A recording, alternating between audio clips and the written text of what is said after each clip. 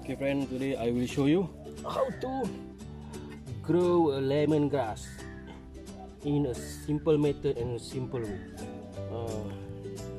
You can digging a small hole, or you just can push the lemongrass into the ground. It's up to you. But for me, I think better for me to digging a small hole before I put the lemongrass inside. Okay. First, you need to select a nice place or nice ground where you want to plant the lemongrass. It's just a small ground like this. Yeah, it's enough.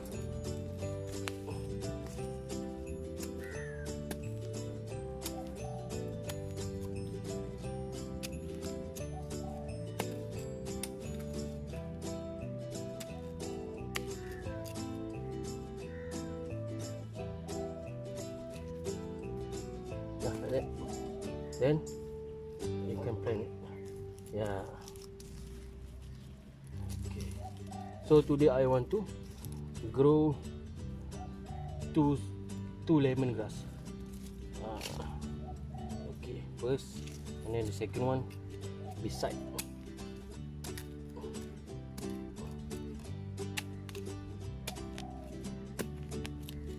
Very simple.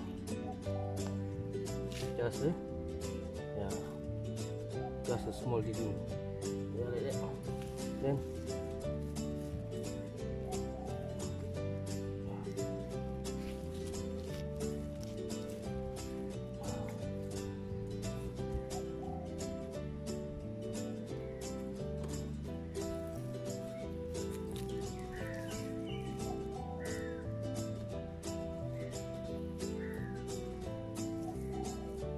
so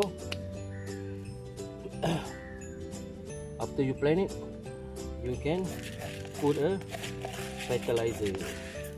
I'm using a common fertilizer for 8N, 8P and 8K, and 2K for 888.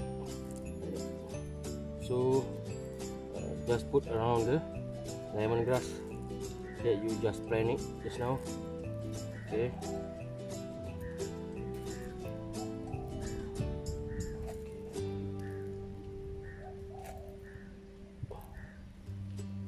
This is type of organic fertilizer, coffee base. So the smell is a lot like of coffee.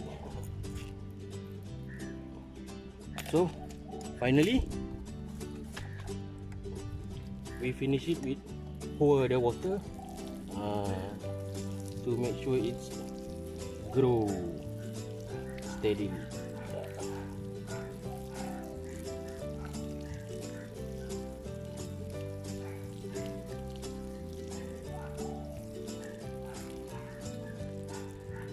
Okay.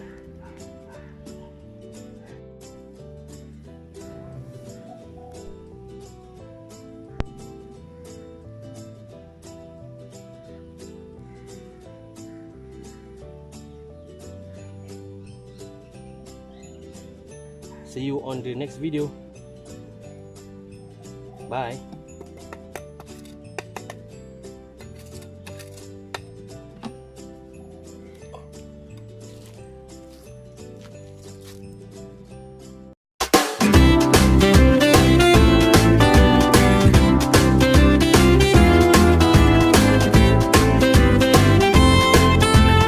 Don't forget to like and subscribe. Thank you.